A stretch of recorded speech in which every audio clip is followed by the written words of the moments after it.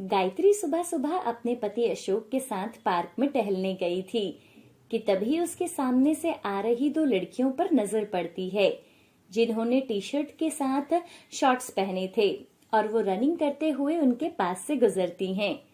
उनकी टांगे पूरी दिखाई दे रही थी।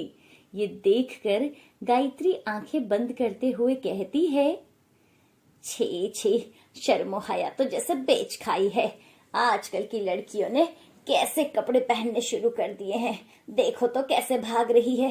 अरे इतने छोटे कपड़े तो मैं 5 साल की बच्चियों को भी ना पहनने दूं, और ये तो इतनी बड़ी सांड होकर ऐसे बच्चों के जैसे कपड़े पहनकर भाग रही हैं।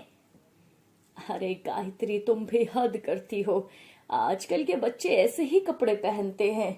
अरे अब तुम क्या चाहती हो कि ये साड़ी पहनकर रनिंग करें? अरे साड़ी नहीं तो सूट सलवार पहन सकती हैं।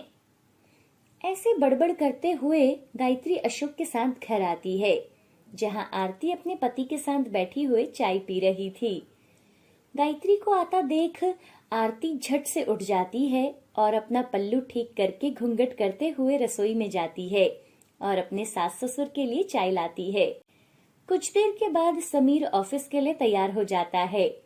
आरती समीर के लिए नाश्ता डाल रही थी और खुद चाय पीने लगती है। तभी समीर वहां आता है। आरती, मेरे लिए भी एक कप चाय दे दो। आरती चाय लेने जाती है, तभी समीर आरती के कप से चाय पीने लगता है। ये देखकर गायत्री गुस्से में चिल्लाते हुए कहती है, हे राम, क्या कलयुग है। अरे भला पत्नी का जूठा कौन खाता है? क्या माँ, अब इसमें क्या है? हे राम राम राम, सब बेशर्म होते जा रहे हैं। गायत्री की आवाज सुनकर आरती भाग कर आती है। क्या हुआ माँ जी? हाँ हाँ, अब इसे भी बताओ। अरे अपना पल्लू ठीक करो पहले, सर से खिसकना नहीं चाहिए। बहुएं जितना मर्यादा में रहे उतनी अच्छी लगती हैं। अरे हम भी थे, जितना मर्जी काम करते थे। मजाल है कि पति से पहले एक घूंट पानी भी अंदर चले जाए। सर पर घूंघट कर दिन भर काम में लगे रहते थे। मजाल है कि पल्लू सर से खिसक जाए। लेकिन आजकल की बहुओं को तो देख लो, घर के काम करने में तो इनके सांप सूंघ जाता है, और छोटे छोटे कपड़े पहनकर इनसे जितना मर्जी भगवा लो। लेकिन मेरे घर में ये सब नहीं चलेगा। मेरे घर में बहुएं हमेशा घूंघट में और साड़ी में ही रहेंगी। इसलिए ध्यान रहे, आगे से ये पल्ला तेरे सर से खिसकना नहीं चाहिए। अरे अब सब पुराने विचारों को त्याग भी दो। अरे तुम तो चुप ही रहो। तू बड़ी बहू यहाँ खड़ी खड़ी मेरी शक्ल क्या देख रही है? जा मेरे लिए खाना डाल दे। जी माँ जी, मैं अभी डालती हूँ। गायत्री देवी को आजकल के मॉडर्न कपड़ों वाली लड़कियां बिल्कुल भी पसंद नहीं थी। वो जब किसी को भी ऐसे छोटे कपड़े पहनता हुआ देखती थी तो बड़बड़ाना शुरू कर देती थी। गायत्री के 2 बेटे थे। बड़ा बेटा समीर, जिसकी शादी आरती से हुई थी, और आरती बिल्कुल अपनी सास के कहे पर चलती थी, लेकिन फिर भी गायत्री उससे कभी खुश नहीं रहती थी। वो किसी न किसी काम में उसकी कमी निकाल ही देती थी। एक दिन गायत्री के छोटे बेटे कबीर का फोन आता है। पिताजी, मुझे आपको कुछ बताना था। वो मैंने शादी कर ली है। क्या? शादी कर ली? हाँ जी पापा, मैं अभी दिवाली की छुट्टी पर ना उसे आपसे मिलवाने आऊंगा। ठीक है बेटा। ये सब पास बैठी गायत्री सुन रही थी। अरे हे भगवान, पता नहीं किससे शादी कर ली होगी। अगर वो छोटे कपड़े पहनती हुई आई ना, तो मैं उसी समय उसे घर से भगा दूंगी। दिवाली का दिन आता है। अशोक ने नई बहू के आने पर एक पूजा रखी थी। घर में बहुत सारे मेहमान आए हुए थे। दूसरी तरफ कबीर और दिव्या अपनी कार से दिल्ली से कानपुर आते हैं। कुछ देर के बाद गाड़ी घर के बाहर रुकती है और पीछे से दिव्या नाइट सूट पहने हुए गाड़ी से नीचे उतरती है। दिव्या को इस रूप में देखकर सभी हैरान हो जाते हैं। कबीर बेटा, बहू पहली बार घर आ रही है। अरे कुछ तो ढंग के कपड़े दिला सकता था इसको। अरे माँ, इतना लंबा सफर था तो इसने कुछ कंफर्टेबल सा पहन लिया। कबीर अपनी माँ के पैर छूता है। नमस्ते आंटी जी। हाँ हाँ बेटा, मैं तुम्हारी सास हूँ तो मुझे मम्मी जी बोलो। ठीक है मम्मी जी। ठीक है ठीक है, अब तुम जल्दी से अंदर जाओ और जल्दी से साड़ी पहनकर तैयार हो जाओ। गायत्री को मन ही मन बहुत गुस्सा आ रहा था, लेकिन उसने चुपचाप अपनी बहू को अंदर भेज दिया। दिव्या के ऐसे कपड़े देखकर गायत्री डर जाती है। ये नई बहू तो कुछ ज्यादा ही मॉडर्न कपड़े पहनती है। अरे पढ़ी लिखी नौकरी वाली है तो क्या हुआ, मैं ऐसे कपड़े तो इसे हरगिज नहीं पहनने दूंगी। शाम को दिवाली की पूजा पर इसने कुछ ढंग के कपड़े नहीं पहने तो अरे नहीं नहीं, मुझे तो इसे ठीक करना ही होगा। ये सोचकर गायत्री दिव्या के कमरे में जाती है। अरे छोटी बहू, दिखा तो शाम को पूजा में कौन से कपड़े पहनने वाली है। ये वाली साड़ी कैसी रहेगी माँ जी? अच्छी है, लेकिन सफेद रंग शादी के बाद ना ना ना, ये रंग ना अच्छे नहीं लगते। अरे माँ जी, ये सफेद रंग नहीं, ये पीच कलर है। अरे जो भी हो, लेकिन तू इस साड़ी को नहीं पहनेगी। चल मुझे अपनी बाकी साड़ियां दिखा, मैं बताती हूँ तुझे कौन सी साड़ी पहननी है। दिव्या गायत्री को अपनी सारी साड़ियां दिखाती है, जिसमें से लाल रंग की साड़ी को देखकर गायत्री कहती है, हाँ ये ठीक है, इसे पहन लेना तू। ठीक है माँ जी। शाम को सब लोग घर पर आ गए थे और सब लोग नई बहू को देखने का इंतजार कर रहे थे। इधर गायत्री ने दिव्या की साड़ी तो देख ली, लेकिन वो ये नहीं जानती थी कि उसका ब्लाउज कितना हॉट बना हुआ है। कुछ देर के बाद दिव्या वो लाल साड़ी हॉट ब्लाउज के साथ पहनती है और बाहर आती है। ये देखकर सब लोग हैरान थे और आपस में फुसफुसाने लगते हैं। गायत्री उसे जैसे ही देखती है वो उसे अंदर ले जाती है और उसकी साड़ी अच्छे से बांधती है। अरे बहू, सर पर पल्ला कर ले, सब मेहमान आएंगे ना तो उनके सामने सर ढका हुआ ही अच्छा लगता है। दिव्या साड़ी पहनकर सर पर घूंघट रखकर बाहर आती है। तभी मोहल्ले की औरतें बातें करती हैं। सावित्री तो इसे घूंघट में रहना सिखा कर ही मानेगी।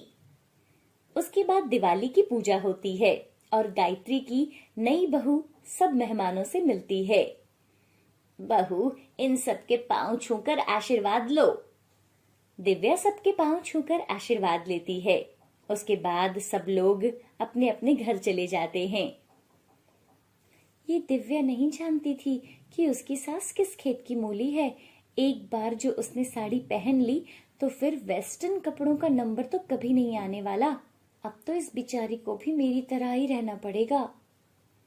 अगले दिन सब लोगों को मंदिर जाना था, इसलिए सुबह सुबह दिव्या आरती से पूछती है कि कल उसे क्या पहनना चाहिए।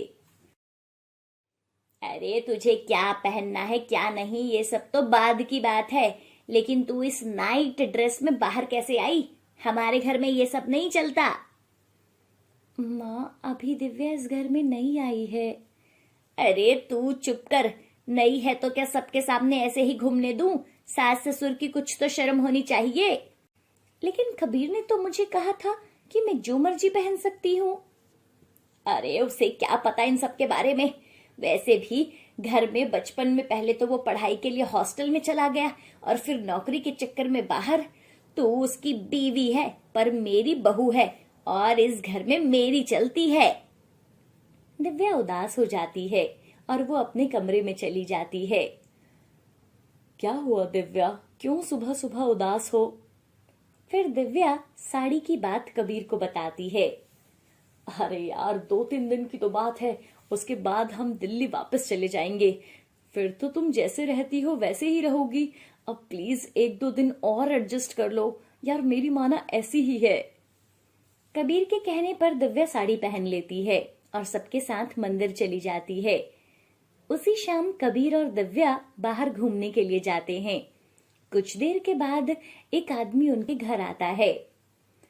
अशोक, अरे ओ अशोक, तुम्हारी बहू और बेटे का एक्सीडेंट हो गया है, सुना है उन्हें बहुत चोट आई है। क्या? ये सब कैसे हुआ? कहाँ है मेरे बच्चे? अरे आपकी बहू का साड़ी का पल्ला मोटरसाइकिल की चेन में आ गया और वो दोनों गिर गए। अरे ये सब तुम्हारी वजह से हुआ है गायत्री। तुम बहू को साड़ी पहनने के लिए बोल रही थी ना। तुम्हें पता है कि उसे इन सब की आदत नहीं है, फिर भी तुम उसके पीछे पड़ी थी। गायत्री अशोक के साथ अस्पताल जाती है और अपनी बहू और बेटे को देखकर रोने लगती है। मुझे माफ कर दो बेटा, ये सब मेरी वजह से हुआ है। अब गायत्री अपनी बहुओं को हर बात पर रोक टोक करना बंद कर देती है। माँ जी, दिवाली के लिए सजावट कौन से फूलों से करवानी है? अरे बहू, गुलाब के फूल और गेंदे के फूल लगवा दे, खुशबू से पूरा घर महकता रहेगा। मैं भी ना माँ जी यही सोच रही थी कि यही ठीक रहेगा। ठीक है, फिर मैं डेकोरेशन वाले को बुला देती हूँ, वो कल ही फूल लेकर आ जाएगा और डेकोरेशन शुरू कर देगा। दिवाली पर फूलों से महकता हुआ घर कितना सुंदर लगता है ना माँ जी। माँ जी, फूल क्यों, सजावट में हम नारियल, आम और अशोक के पेड़ के पत्तों से मालाएं बनाकर घर सजाएंगे तो बहुत अच्छा लगेगा। हाँ हाँ, नारियल के पत्ते क्यों, घास से घर सजाओ ना, ताकि पूरी जंगली वाली फीलिंग आए। ये आदिवासी दिवाली पर पूरे घर को जंगल बनाकर छोड़ेगी, फिर सब इसके साथ यहाँ मिलकर झिंगा लाला हुई हुई करना। बहू, मैंने तुझे कितनी बार समझाया है, ये फिजूल की बातें मत किया कर। चंद्रिका आदिवासी गरीब घर से है तो क्या हुआ, अब वो इस घर की बहू है और उसे भी अपनी बात रखने का पूरा हक है। अनामिका गुस्से से अपने कमरे में चली जाती है। सुमित्रा के 2 बेटे थे, बड़ा बेटा साहिल और छोटा बेटा राजीव। बड़े बेटे साहिल की शादी अनामिका नाम की एक अमीर घर की लड़की से हुई थी। वहीं राजीव को हमेशा से ही एडवेंचर और जंगलों में घूमने का शौक था, जिस वजह से उसने अपने लिए एक आदिवासी समूह की लड़की चंद्रिका को चुना था और उससे शादी करके वो घर आ गया था। अनामिका को चंद्रिका बिल्कुल पसंद नहीं थी और उसे वो हमेशा आदिवासी गरीब बोलकर शर्मिंदा किया करती थी। माँ जी चाहे ना जितना भी कर ले, लेकिन वो आदिवासी बहू मुझसे मुकाबला कभी नहीं कर सकती, इसको तो मैं बताती हूँ। तभी अनामिका अपनी सास के पास जाती है। माँ जी, आप ना वैसे बिल्कुल ठीक कह रही थी, चंद्रिका इस घर की बहू है तो उसे भी अपनी जिम्मेदारी निभानी है। तो आप ना माँ जी ऐसा करो, इस बार दिवाली की पूरी जिम्मेदारी ना चंद्रिका को दे दो। उसे जैसे सही लगता है वो वैसे घर को सजाए और खाने में भी ना जो उसको अच्छा लगता है वो बनाए। इस बार ना मैं बस दिवाली एंजॉय करना चाहती हूँ, आखिर हम भी तो देखें चंद्रिका अपना काम कितने अच्छे से करती है। लेकिन दीदी मैं अकेले कैसे?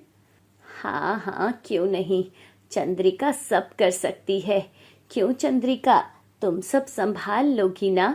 तुम दोनों ऐसा करो, आज बाजार से अपने लिए जो भी सामान लाना है ले आओ, फिर कल से तैयारियां होंगी तो टाइम वेस्ट ना हो। तो यही समय है कि तुम जाके सारी शॉपिंग करके आ जाओ। उसके बाद दोनों जेठानी और देवरानी बाजार जाती हैं और खूब शॉपिंग करती हैं। अनामिका को देखकर तो लग रहा था मानो आज ही वो पूरा बाजार खरीदने वाली हो। चंद्रिका सुनो, तुम ये सामान के थैले लेकर ना घर चलो, मैं तब तक मेहंदी लगवा लेती हूँ। और वैसे भी तुम तो मुट्ठी छाप हो, तुम तो एक दिन पहले ही लगा लेना। चंद्रिका सामान के थैले लेकर घर पहुँचती है। क्या हुआ चंद्रिका बहू, अनामिका बहू कहाँ रह गई? माँ जी, वो दीदी गली के बाहर मेहंदी वाले के पास बैठी हैं, उन्हें मेहंदी लगवानी थी तो वो मेहंदी लगवा कर आएंगी। तूने मेहंदी क्यों नहीं लगवाई, तू ऐसे क्यों आ गई? माँ जी, दिवाली तो परसों है ना, तो मैं कल खुद से ही लगा लूंगी। ये देखो मैं आपके लिए कितनी सुंदर साड़ी लाई हूँ, आप ना दिवाली पर यही पहन लेना। बहू इधर आ, मेरी तरफ देख, मुझे पता है तेरी आंखों में आंसू हैं और मुझे तेरे आंसू साफ दिखाई दे रहे हैं। तू कब तक ऐसे अपना मन मारती रहेगी? तभी वहाँ अनामिका आ जाती है। माँ जी, ये देखो कितनी सुंदर मेहंदी लगवाई है मैंने, दोनों हाथों पर और कलाई के ऊपर तक लगाने के ना 800 रुपए मांग रहा था, मैंने तो 500 रुपए ही पकड़ाए। तुमने चंद्रिका को मेहंदी क्यों नहीं लगवाई? माँ जी, ये तो वैसे भी मुट्ठी छाप लेती है ना, अभी करवा चौथ का व्रत गया था और तब चंद्रिका ने मुट्ठी ही तो छापी थी। और वैसे भी इसको पार्लर वार्लर के बारे में क्या ही पता होगा, क्योंकि जंगलों में इन्होंने कभी पार्लर थोड़ी ना देखा होगा। बहू, बोलने से पहले कुछ सोच तो लिया कर। चंद्रिका बहू तुम्हारी कितनी इज्जत करती है और तुम मैं कौन सा इसका अनादर कर रही हूँ माँ जी? अब ये आदिवासी है तो इसमें मैं क्या कर सकती हूँ? अगले दिन सुबह सुबह चंद्रिका पेड़ों से पत्ते तोड़कर लाती है और उनकी माला बनाने लगती है। बहू, जो भी करना है ध्यान से करना। साहिल और राजीव के ऑफिस के लोग भी दिवाली पार्टी में आते हैं तो कहीं उनको बुरा ना लगे। माँ जी, आप चिंता मत करो, मैं सब कुछ अच्छे से कर लूंगी और देखना सब लोग खुश हो जाएंगे। चंद्रिका घर को बहुत अच्छे से सजाती है और घर पर ही नारियल से कुछ मिठाइयाँ भी बनाती है। कल तो सबकी नाक कटने वाली है। ये आदिवासी पता नहीं क्या क्या बनाकर सबके सामने रख देगी। वैसे अच्छा ही होगा, तभी तो माँ जी को समझ में आएगा ना कि मुझसे अच्छी बहू इनको कहीं नहीं मिल सकती। दिवाली की शाम को सब लोग तैयार हो जाते हैं। अनामिका किसी को बार बार फोन कर रही थी और गुस्से में वो अकेले ही बड़बड़ा रही थी। अरे क्या हुआ अनामिका बहू, किसको फोन कर रही हो? वो माँ जी, मैंने ना एक पार्लर वाली को बुक किया था तैयार होने के लिए, लेकिन वो मेरा फोन ही नहीं उठा रही है। मुझे कुछ समझ नहीं आ रहा कि मैं क्या करूं। तभी वहाँ चंद्रिका आती है। दीदी, आप कहो तो मैं आपकी मदद कर दूं। तुम अपने काम से काम रखो, और वैसे भी तुमने कभी मेकअप देखा भी है? जाओ अपना काम करो जाकर। बहू, चंद्रिका तो तुम्हारी मदद करने के लिए बोल रही थी। अगर तुम्हें पसंद ना आए तो साफ कर देना। वैसे भी सबके आने का समय हो गया है, तुम जल्दी से तैयार हो जाओ। अनामिका चंद्रिका से अपना मेकअप करवाती है और चंद्रिका अनामिका को बहुत ही अच्छे से तैयार करती है। अरे वाह, तुमने तो मुझे बहुत अच्छे से तैयार किया है। मुझे तो बिल्कुल भी उम्मीद नहीं थी। अनामिका चंद्रिका को गले से लगाती है। Thank you Chandrika, you are so sweet, thank you so much. तभी वहाँ साहिल आता है। अरे वाह अनामिका, चंद्रिका ने तो तुम्हें बहुत अच्छे से तैयार किया है। तभी गायत्री की आवाज आती है कि मेहमान आ गए हैं। अनामिका और चंद्रिका बाहर आते हैं। तभी चंद्रिका फूलों से बने खुशबूदार रस छिड़ककर उन सबका स्वागत करती है। राजीव, ये इत्र तो कमाल है, इसकी खुशबू तो बहुत अच्छी है। हाँ सच्ची, ये मेरी वाइफ ने फूलों के रस से खुद बनाया है। साहिल के ऑफिस से भी कुछ लोग आए थे, वो भी सबसे मिलकर बहुत खुश होते हैं। मानना पड़ेगा, आपने घर को बहुत अच्छे और यूनिक तरीके से सजाया है। ये सब अनामिका सुन रही थी। तभी चंद्रिका खाने के लिए कुछ स्नैक्स लेकर आती है और सबको देती है। सब लोग स्नैक्स खाते हैं और उसकी खूब तारीफ करते हैं। चंद्रिका बताती है कि वो स्नैक्स उसने कच्चे केले से बनाए हैं। उसके बाद चंद्रिका सबके लिए खाना लगाती है और साथ में नारियल की मिठाई भी रखती है। सब लोग मिलकर खाना खाते हैं और सबको खाना और मिठाई बहुत पसंद आती है। शाम को जब सब लोग अपने घर लौट रहे थे तो वो लोग चंद्रिका की बहुत ही ज्यादा तारीफ कर रहे थे। राजीव, तुम तो किस्मत वाले हो जो इतनी अच्छी वाइफ मिली है। थैंक्स सर, पर किस्मत वाला तो मैं हूँ। उसके बाद सब लोग वहाँ से चले जाते हैं। चंद्रिका बेटा, तुमने तो सब अच्छे से संभाल लिया। शाबाश मेरी बच्ची। हाँ चंद्रिका, तुमने तो सच में सबका दिल जीत लिया। मुझे तो लगा था तुम्हारी वजह से ना हमारे परिवार की नाक कट जाएगी, लेकिन तुमने मुझे गलत साबित कर दिया। मुझे माफ कर दो कि मैंने तुम्हें छोटा और कम समझा। उसके बाद दोनों एक दूसरे से गले मिलते हैं और पूरा परिवार मिलकर दिवाली मनाता है।